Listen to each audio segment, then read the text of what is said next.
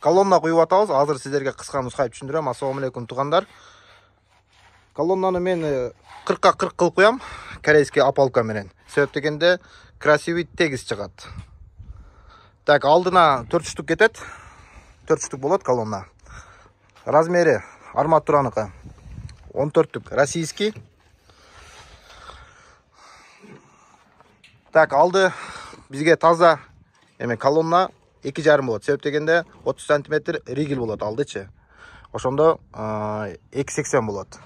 Арт жагы 2,60. Ошон үчүн дополнительный койдук, такта койдук. 20 см сесмопояс болгондо 2,80 болот. Үй өзү 2,80 болуш керек стандарт.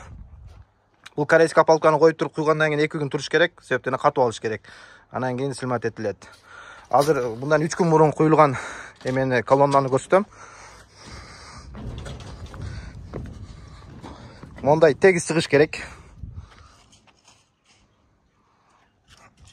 Быдыр-сыдыр болуп, тиги ташы көрүнүп, толбой калган болбош керек. Ал убакыттар, ал заман өттү кетти.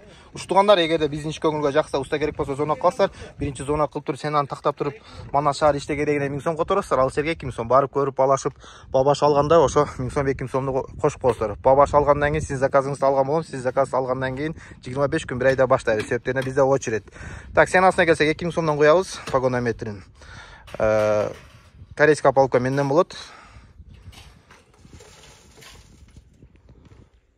Срочно деп мага зона кылган көбү срочно дейт, срочно болбойт. Себеп дегенде бизде ар бир эмеге бригадага 2ден заказ кармайбыз. Уштугандар, каналга подписаться болобуз, лайк басабыз, суроолор болсо беребиз.